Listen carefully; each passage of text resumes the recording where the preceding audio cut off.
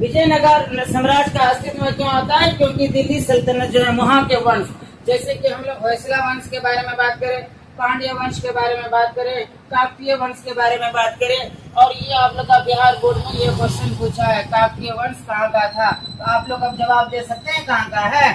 आंध्र प्रदेश का है। समझे? पांड्य वंश कहाँ का था? तमिलनाडु का था। और होयसल वंश कहाँ का था? कर्नाटक का था। तो यहाँ पे जो ये सब जो वंश था ना, ये सबको हिला करके रख दिया, जो बार बार आक्रमण करता था, बार बार जो दिल्ली सल्तनत हमला करता था, कमजोर किया और राजनीतिक और विजयनगर साम्राज्य का रास्ता खुला, विजयनगर साम्राज्य बना। विजयनगर साम्राज्य की जो उत्पत्ति जो हुई वो जनरली हम लोग देखते हैं कि दो भाई क्या था। दो भाई का नाम था, एक का नाम था हरिहर, एक का नाम था बुक्का। एक का नाम था हरिहर था, एक का नाम बुक्का था। ये दोनों जो है, दोनों भाई या ये सबका परिवार जो था, और ये जनरली 5 भाई से था। हरिहर बुक्का 5 भाई से था, 2 भाई से नहीं था, ये 5 भाई से था। ये सब जनरली होयसल किंग, होयसल यानी कि होयसल यहाँ पे कर्नाटका वाला जो देख रहे हैं, होयसल जो राजा था उसके अधीन में था, उसके मतलब उसके फ्यूडिटरी था, उसके अधीन रह करके काम करता था, अपना राजपाट चलाता था। एक तरह से कह लीजिए तो ये गुलाम था। किसका गुलाम था? किसके अधीन था? होयसल वंश के अधीन था। लेकिन होयसल वंश का जो लास्ट रूलर जो था उसका नाम था बल्लाल तीन, बल्लाल 3 या बल्लाल 3 बोलिए। तो उसको जो होता है मदुरै का जो सुल्तान होता है, मुस्लिम सुल्तान, उसको जो है मार देता है। लड़ाई होती है, युद्ध में जो है वो मार दिया जाता है, और हरिहर और बुक्का को मौका मिल जाता है एक नया साम्राज्य स्थापित करने के लिए। और वो नया साम्राज्य स्थापित करता है, उसका नाम क्या रहता है? संगम वंश। क्या नाम रहता है? संगम वंश। समझे? संगम वंश जो है इसकी जो स्थापना होती है लगभग 1336 ईस्वी में होती है। कब होती है स्थापना? 1336 ईस्वी में। तो आज हम लोग उसी के बारे में देखेंगे, उसी वंश में। जैसे कि हम लोग पहले बात किया ना, 4 वंश रहता है, उसमें सबसे पहले आ जाएगा संगम वंश। संगम वंश का स्थापना किसने किया? हरिहर और बुक्का। या हम लोग बोलेंगे हरिहर फर्स्ट या बुक्का फर्स्ट। हरिहर फर्स्ट और बुक्का फर्स्ट, ये दोनों भाई मिल करके जो है 1336 ईस्वी में किसकी स्थापना करता है? संगम वंश। ठीक ना? उसके बाद हम लोग देखते हैं सालुव वंश आता है।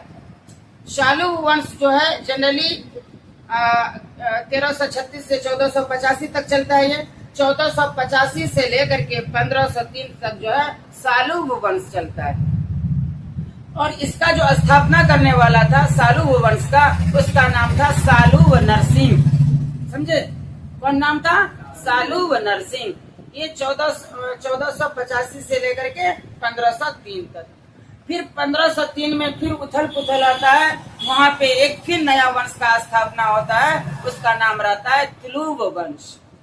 कौन सा वंश? तुलुव वंश।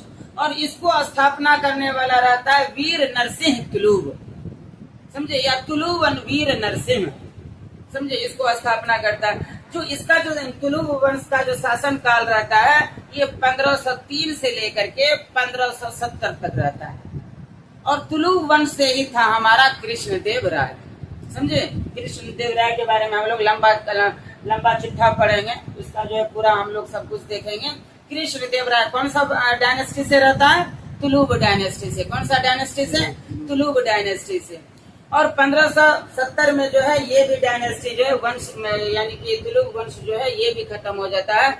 उसके बाद वहाँ पे आता है कौन सा डायनेस्टी? उसका नाम रहता है अरविडू डायनेस्टी या अरविडू वंश रहता है, जो 1570 से लेकर के 1640 तक रहता है। उसके बाद जो है पूरा विजयनगर साम्राज्य का क्या हो जाता है? खात्मा हो जाता है। ठीक ना? चलिए हम लोग यहाँ पे थे कृष्णदेव राय किस वंश से थे? तुलुव वंश से थे। और इनका शासनकाल कब से कब तक रहा? इनका शासनकाल 1509 से लेकर के 1529 तक रहा। हाँ, 20 साल तक। कितना हो गया? 20 साल तक इसका शासनकाल रहा। और इसका जो शासनकाल रहा ना बहुत ही सुख और समृद्धि वाला रहा। और इसमें सहिष्णुता बरकरार रहा। सहिष्णुता मतलब यहाँ पे हिंदू वर्कर्स भी हैं, हिंदू एम्प्लॉयमेंट भी हो रहा है, मुस्लिम को भी एम्प्लॉयमेंट किया जा रहा है। बड़े बड़े क्षेत्र में उसको जो है, मुस्लिम को जो है बड़ा बड़ा इसमें जागीरदारी दे रहा है मुस्लिम को ये। और उनको अलग अलग जैसे कि वेपन बनाने के लिए घोड़ा सेना में, एलिफेंट यानी कि हाथी सेना में उसको जो है क्या कर रहा है, रिक्रूट कर रहा था विजयनगर। तो सहिष्णुता या धर्मनिरपेक्ष हम लोग बोल सकते हैं, और सुख समृद्धि का ये माना जाता है, प्रतीक माना जाता है कृष्ण देव राय का। इसलिए इन्हें जो है क्या कहते हैं, इन्हें आंध्र भोज या आंध्र पितामह कहा जाता है। क्या कहा जाता है? इन्हें आंध्र भोज या आंध्र पितामह कहा जाता है। ये क्वेश्चन पूछा जाता है, आंध्र भोज किसे कहा जाता है? आंध्र भोज किसे कहा जाता है? कृष्ण देव राय को। आंध्र भोज किसे कहा जाता है? कृष्ण देव राय को। आंध्र पितामह किसे कहा जाता है? कृष्ण देव राय को। या फिर हम लोग बोल सकते हैं अभिनव भोज किसको कहा जाता है? कृष्ण देव राय को। एक दूसरा आ जाएगा अभिनव भोज। कौन सा भोज?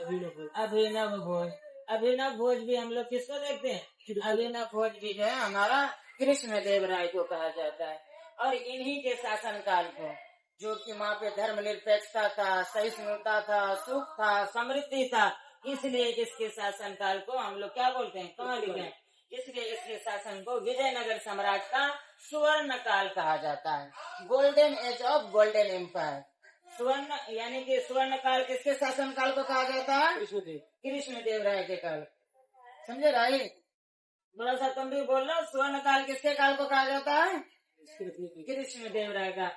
और कृष्ण देव राय का शासन काल कब से कब तक रहता है? 1509 से लेकर के 1529 तक, मतलब टोटल 20 साल। और कृष्ण देव राय को किस उपनाम से जाना जाता है? आंध्र भोज या आंध्र पितामह या फिर अभिनव भोज या अभिनव भोज के नाम से जाना जाता है। और इन्हीं के शासन काल में डोमिंगो पेस और बारबोसा जो है विजयनगर आए थे। समझे? इनके शासन काल में कौन आए थे?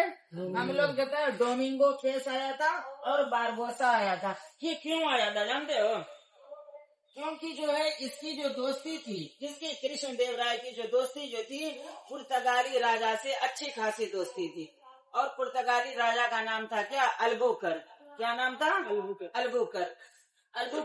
करके से दोस्ती थी, दोस्ताना होता न एक दूसरे के यहाँ आना जाना।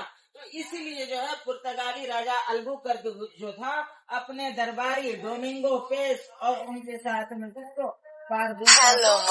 नगर भेजा, वहाँ के बारे में जानकारी। और इनके दरबार में अष्ट दिग्गज यानी 8 महान था।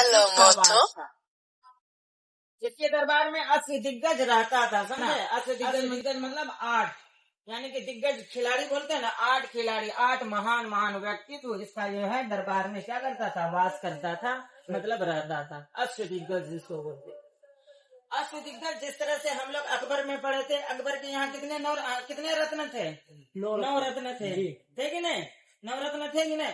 जिसमें कि हम लोग अब्दुल रहीम खाना के बारे में पढ़े थे, ताजसेन के बारे में पढ़े थे, अबुल फजल के बारे में पढ़े थे, मान सिंह के बारे में पढ़े थे, फैजी के बारे में पढ़े थे, और मुल्ला दो प्याजा के बारे में पढ़े थे, अबुल फजल फैजी दोनों भाई के बारे में पढ़े थे। उसी तरह से इसके दरबार में कितना लोग था? 8 लोग था, जो उनके दरबार का शोभा को क्या कर रहा था? बढ़ा रहा था। बीरबल था कहाँ पे? मुगल साम्राज्य में। और यहाँ पे कौन था? अष्ट दिग्गज विजयनगर तुलुग वंश में कौन था? तेनाली रामाकृष्ण। इसमें अष्ट दिग्गज का कुछ नाम है, तुम लोग लिख सकते हो, 2-3 तो लिख लो। एक था अल्लासानी पेदन्ना, अल्लासानी सनी दे देते हैं, पेदन्ना। समझे? अल्लासानी पेदन्ना। और दूसरा में लिख लो तेनाली रामाकृष्ण।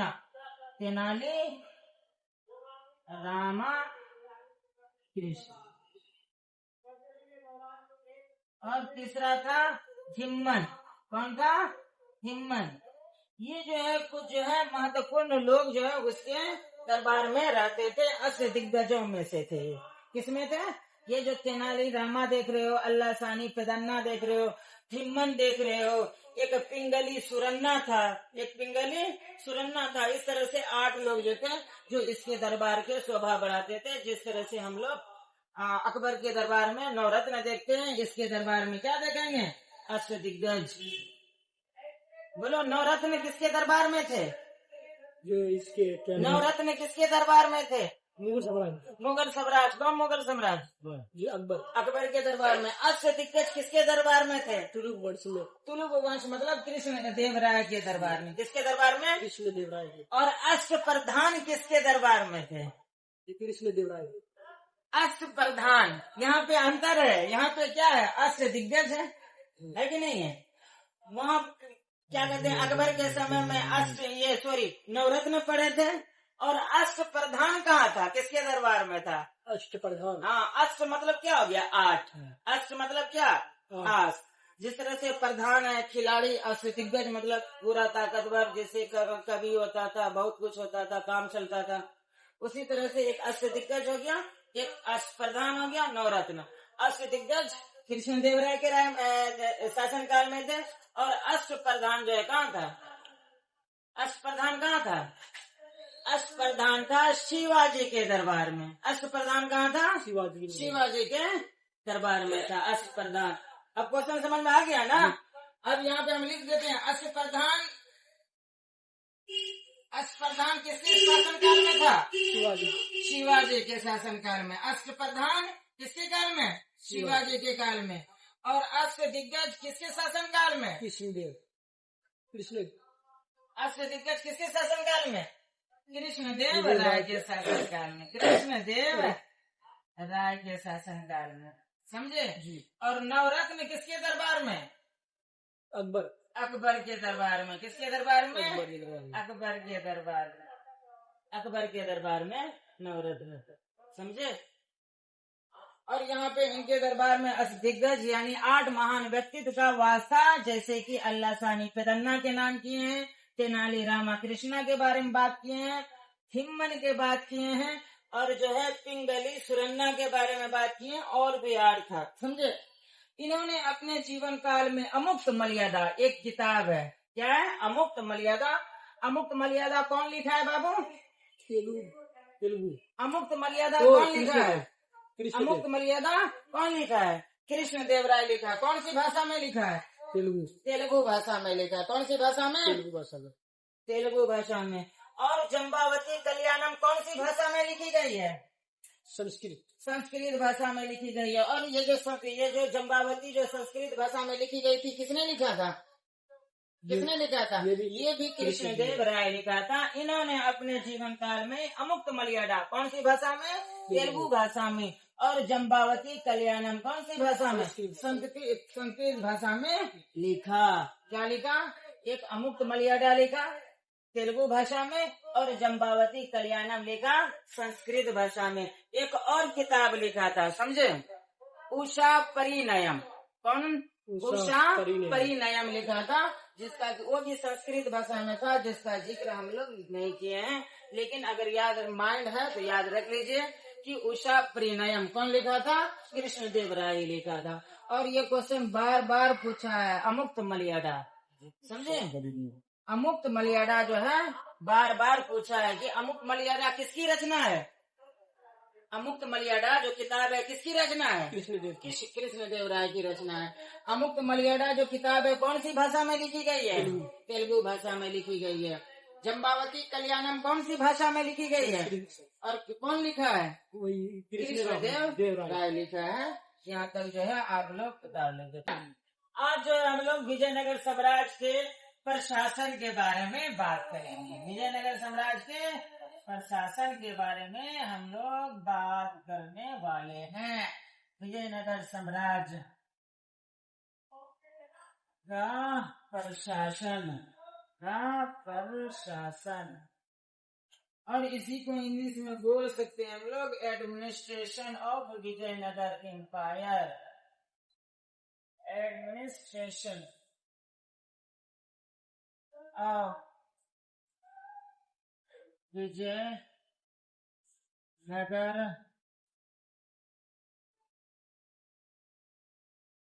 इसमें हम लोग जो है जनरली विजयनगर साम्राज्य के बारे में जो बात करेंगे, सबसे पहले राजा। राजा को क्या बोला जाता था? राय बोला जाता था। राजा को क्या? राय बोला जाता था। ये राजा जिसको कि हम लोग राय बोलते हैं, ये सर्वोच्च शासक होता था। क्या होता था? सर्वोच्च शासक होता था। सर्वोच्च शासक, समझे? सर्वोच्च शासक मतलब यानी कि न्यायिक मामला सबसे सर्वोच्च कौन होगा? न्यायिक मामला में हमारा राजा ही होगा। हमारा प्रशासनिक मामला में कौन होगा? राजा ही होगा।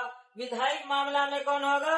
हमारा राजा ही होगा। मतलब यही हो गया, यानी कि सैन्य सर्वोच्च भी होगा। मिलिट्री हेड हो जाएगा, एक्सिक्यूटिव हेड हो जाएगा, लेजिस्लेटिव हेड हो जाएगा, फाइनेंशियल हेड हो जाएगा, जुडिशियल हेड हो जाएगा। मतलब इसका जो फैसला जो होगा अंतिम होगा। इसका कोई भी फैसला जो होगा वो अंतिम होगा और सर्वमान्य होगा। उसको मानना ही मानना पड़ेगा हर हाल में, क्योंकि ये जो है राजा जो होता है एब्सोल्यूट पावर रख रहा है, यानी कि पूरा का पूरा किसके हाथ में है? राजा के हाथ में रहता है।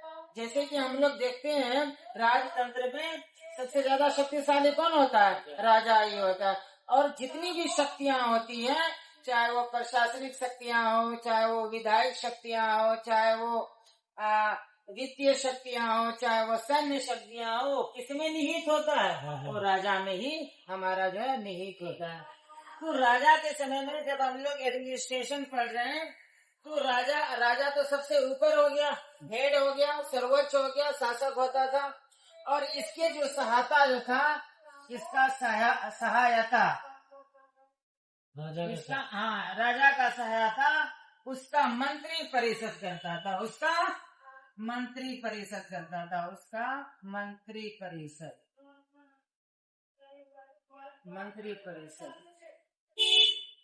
मंत्री परिषद मतलब कैबिनेट बोल सकते हैं या मंत्रिमंडल बोल सकते हैं। कैबिनेट करता था। और उसमें भी सबसे जो प्रमुख होता था उसको महाप्रधानी बोला जाता था, जिसको आजकल हम लोग क्या बोलते हैं? चीफ मिनिस्टर बोलते हैं। समझे? महाप्रधानी जो होता है ये कैबिनेट का सर्वोच्च होता था। उसी को हम लोग क्या बोलते हैं आजकल? मुख्यमंत्री बोलते हैं। ठीक ना?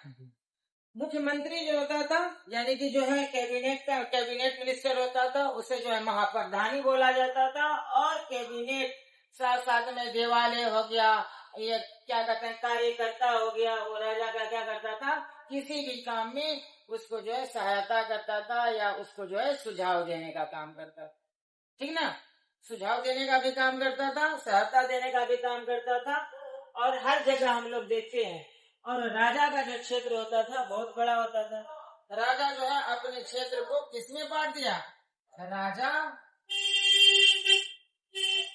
या राय अपने क्षेत्र को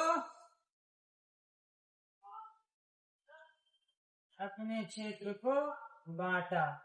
किस प्रकार बांटा है? देख लेते हैं किस प्रकार बांटा है। सबसे पहला क्षेत्र, उसका पहला जो क्षेत्र होता था उसको जो बोला जाता था मंडलम बोला जाता था। क्या बोला जाता था? मंडलम। मंडलम क्या होता था?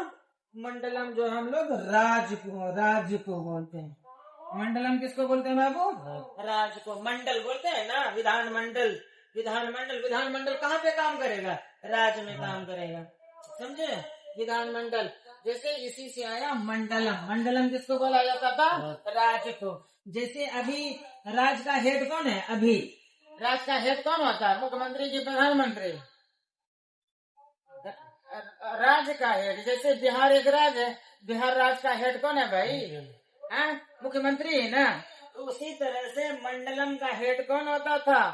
मंडलेश्वर। क्या होता था? मंडलेश्वर। राज्य का हेड कौन? मंडलेश्वर। इसी को हम लोग नायक बोलते थे। नायक भी बोला जाता था। मंडलेश्वर को नायक भी बोला जाता था। इसके बारे में हम लोग चर्चा भी करेंगे। क्या क्या पावर रखा था, कैसे कैसे काम करता था, उसके बारे में हम लोग बात करेंगे। मंडलम क्या हुआ? राज्य हुआ। राज्य का हेड किसको बोला जाता था? मंडलेश्वर को बोला जाता था। मंडलेश्वर का दूसरा नाम क्या होता था? नायक होता था। और सेकेंड जगह पे नाडू हो गया। क्या होता था? नाडू। नाडू जो है जनरली जिला को बोला जाता था। नाडू किसको बोला जाता था? जिला को जो है नाडू बोला जाता था। और थर्ड नंबर में हमारा स्थल। क्या होता था? स्थल होता था, जिसको इंग्लिश में लिखो तो स्थलास, इस तरह से हो गया, समझे। और चौथा स्थल किसको बोला जाता था भाई? स्थल जो होता था हमारा प्रखंड जो हो गया, या ग्रामों का समूह जो हो गया, किसी को ग्रामों का समूह, ग्रामों का समूह, ग्रामों का ही समूह को बोला जाता था ना स्थल। समझे, बहुत सारा ग्राम मिला, बहुत सारा पंचायत मिला, उसको क्या बोल दिया? स्थल बोल दिया। और चौथा जो होता था लोअर लेवल पे, सबसे निचला स्तर पे हमारा क्या हो जाता था? ग्राम हो जाता था। क्या? ग्राम। ग्राम, ग्राम मतलब क्या हो गया? गांव। ग्राम मतलब क्या? गांव। तुम्हारा ग्राम कौन सा है? गाँव बोलते हैं ना। उसी तरह से इसको जो है हम लोग गांव बोलते हैं। स्थला क्या हो गया? प्रखंड हो गया, ग्रामों का समूह। नाडु किसको बोलते थे? जिला बोलते थे। मंडलम राज्य को बोलते थे। और मंडलम का हेड कौन होता था? मंडलेश्वर। ठीक ना? ठीक, कोई दिक्कत? समझे। तो ये जो है राजा जो है अपने क्षेत्र को इस प्रकार जो है बांटा था। मंडलम में बांटा था, नाडु में बांटा था, स्थल में बांटा था, ग्राम में बांटा था। ये विजयनगर में चलता था। हाँ, ये विजयनगर के बारे में हम लोग विजयनगर के प्रशासन में ही हमको ये देखना है। किसमें देखना है? विजयनगर प्रशासन में। लेकिन यहाँ के जो है गांव का जो है सिस्टम चोला के जैसा नहीं था। चोला में गांव का सिस्टम बहुत ही अच्छा था, लेकिन इसके समय में आते आते ये ग्राम वाला जो सिस्टम जो है, यानी कि जो जैसे कि हम लोग बोलते हैं, ये खुद प्रशासन करने के लिए, सेल्फ रूल करने के लिए, वो जो है यहाँ आकर के जो है बहुत ज्यादा कमजोर हो गया था। समझे। सेल्फ रूल के बारे में बोलते हैं गांव में, गांव को लोगों को चलाने के लिए दी जानी चाहिए। गांव के लोग अपना बेहतरीन जानते हैं, अपना खराब भी जानते हैं, क्योंकि उससे अच्छा कौन जानता होगा गांव में किस चीज की कमी है, नहीं है, नाला कहाँ है, कूड़ा कहाँ है, क्या है, नहीं है, लाइब्रेरी है कि नहीं, बच्चा जो है स्कूल में आता है कि नहीं, पढ़ता है कि नहीं। तो उससे अच्छा जानकारी किसको होगा? MP MLA को तो नहीं होगा। इसलिए महात्मा गांधी जो बोला था, सबसे पहला अगर मजबूत करना है तो किसको मजबूत करो? गांव को मजबूत करो। अच्छा बुरा वो लोग सब जानता है अपने गांव के बारे में। उसी तरह से यहाँ पे आते आते ये सेल्फ रूल वाला जो सिस्टम है, यानी कि खुद से रूल करने वाला सिस्टम, स्वशासन जो है यहाँ पे जो है आकर के वीकेंड हो गया, मतलब कमजोर हो गया। ठीक ना। फिर ये जो है मजबूती किस में दिया था? मंडलम ने, मंडलेश्वर ने, नायक में दिया था, जो कि हम लोग आगे चल करके इसके बारे में देखेंगे। अगर नायक प्रणाली की बात ना करें तो हम लोग कुछ पढ़े ही नहीं। नायक प्रणाली की बात ना करें तो कुछ पढ़े ही नहीं। इसका जो सबसे मजबूत सिस्टम माना जाता है, सबसे मजबूत ऑर्गेनाइज माना जो जाता है, वो कौन सा है? नायक प्रणाली है। कौन सा प्रणाली? नायक प्रणाली। सबसे मजबूत प्रणाली, सबसे अद्वितीय प्रणाली, नायक प्रणाली। नायक प्रणाली, इसको इंग्लिश में भी लिख लो, नायका सिस्टम। कौन सा सिस्टम? नायका सिस्टम। ये जो है नायक प्रणाली हम लोग को देखने को मिलेगा, जो कि मंडलेश्वर, ये बहुत ही अच्छा था, बहुत ही अद्भुत था, बहुत ही मजबूत था नायक सिस्टम। अगर नायक कोई विद्रोह कर देता था, राजा को सैनिक लेकर के जाना पड़ता था नायक को कुचलने के लिए, नायक को जो है शांत कराने के लिए। इस तरह का मजबूत ये सिस्टम था, मजबूत प्रणाली था। इसमें हम लोग पढ़े ना मंडलम, मंडलेश्वर, या उसको नायक कहा जाता था। नायक को राजा की तरफ से भूमि का विस्तार मिलता था सेवा के बदले। किसके बदले? सेवा के बदले। सेवा जैसे सेवा क्या करेगा? राजा का क्या सेवा करेगा? कोई भी राजा का कैसे सेवा करेगा? राजा का सेवा करेगा जैसे कि समय समय पर युद्ध की स्थिति में उसको मिलिट्री देगा, सेना का सहायता करेगा। और यहाँ पे जो है नायक प्रणाली में मंडलम जो आएगा, मंडलम मतलब राज का वो लोग जो है लॉ एंड ऑर्डर बनाए रखेगा, मतलब कानून और व्यवस्था बनाए रखेगा। उस पे रुपया खर्च होगा, तो उस पे जो रुपया खर्च होगा तो उसको अमर नायक यानी कि भूमि प्रदान की जाएगी। किसको? नायक को क्या प्रदान की जाएगी? भूमि प्रदान की जाएगी। और भूमि से वो क्या वसूल करेंगे? कर वसूल करेंगे। भूमि से क्या वसूल करेंगे? कर वसूल करेंगे, जिससे कि वो उस जगह पे यानी कि उस क्षेत्र में, उस मंडलम में, उस राज्य में कानून व्यवस्था बना के रखेंगे, सैन्य शक्ति को बचा के रखेंगे, सैन्य शक्ति को बनाए रखेंगे और कर वसूल करते रहेंगे, जिससे कि समय समय पर राजा को जिसकी सेना की जरूरत पड़ने पे उसको जो है मदद की जा सके। ठीक ना? मदद की जा सके, मदद करना तो जरूरी है। इसलिए नायक प्रणाली का जो है वहां से जो है हम लोग डिस्क्राइबिंग देखते हैं। नायक प्रणाली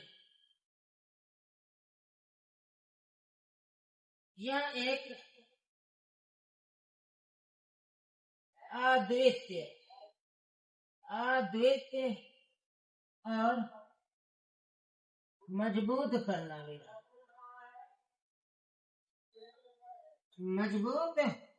प्रणाली थी। इसके तहत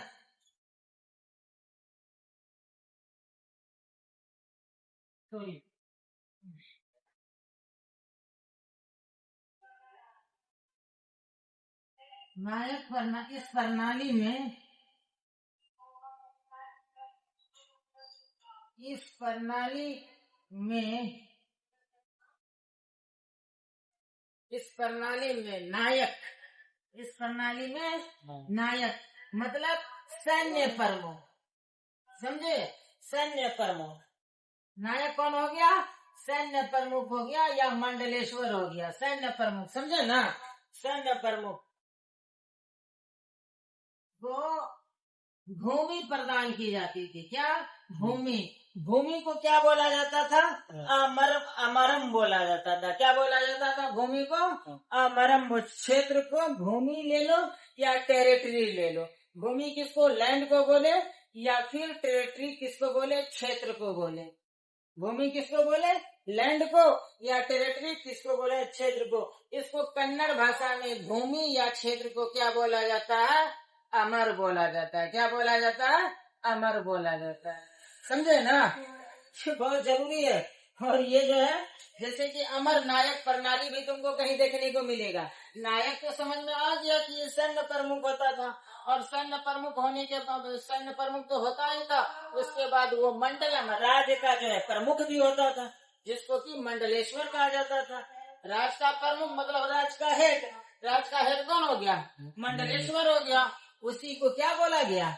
नायक बोला गया। और वही प्रणाली हम लोग पढ़ रहे हैं। तो सैन्य प्रमुख तो हो ही गया, प्लस मंडलेश्वर भी है ये। मतलब लॉ एंड ऑर्डर को भी बनाए रखेगा, मिलिट्री को भी बनाए रखेगा, और इलाकों को सुरक्षित रखेगा, कर वसूलने का भी काम करेगा। समझे? कर वसूलेगा भी, सैन्य सहायता भी प्रदान करेगा, और जो है क्या कहते हैं और कानून व्यवस्था को भी बनाए रखेगा। इसका इतना काम। ठीक ना? तो नायक सैन्य प्रमुख को भूमि मतलब अमर या अमरम दे दो। अमरम प्रदान की जाती थी। ठीक ना? नायक प्रणाली हम लोग देखिए, यह एक अद्वितीय और मजबूत प्रणाली थी। इस प्रणाली में नायक सैन्य प्रमुख को भूमि अमरम प्रदान की जाती थी। भूमि किसके द्वारा प्रदान की जाती थी? राजा के द्वारा। भूमि किसके द्वारा प्रदान की जाती थी? राजा के द्वारा प्रदान की जाती थी। जिससे और इसी भूमि से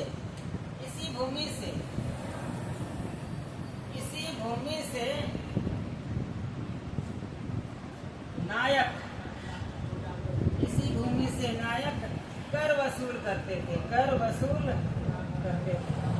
कर वसूल जो करते थे ये कितना भाग लेते थे? कर वसूल जो करते थे, कर वसूल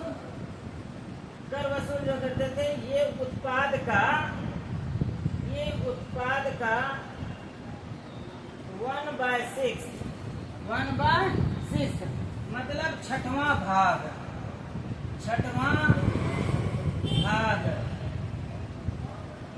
कर के रूप में देते थे, कर के रूप में देते थे।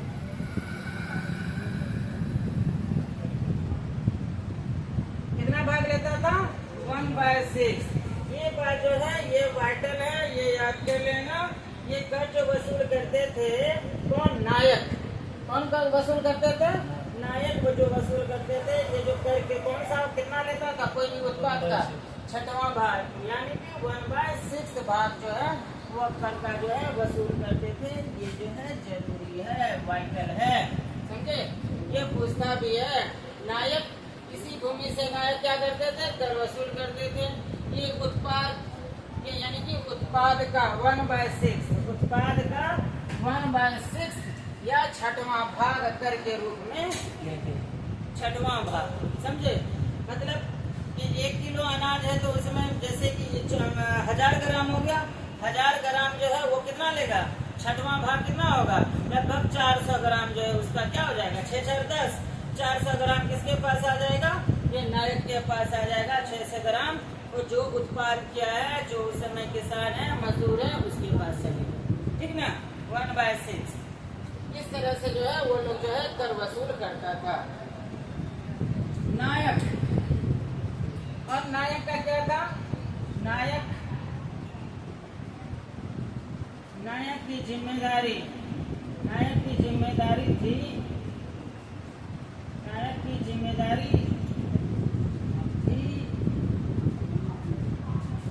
कि वे अपने क्षेत्र में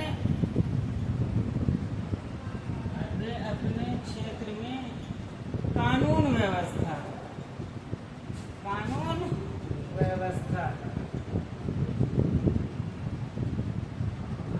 लॉ एंड ऑर्डर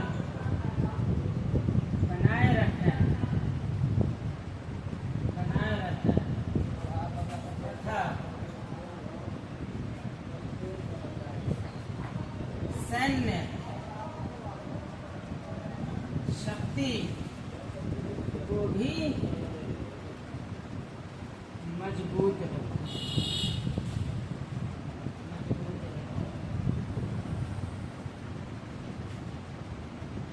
और उस क्षेत्र के जिले को सुरक्षित करें।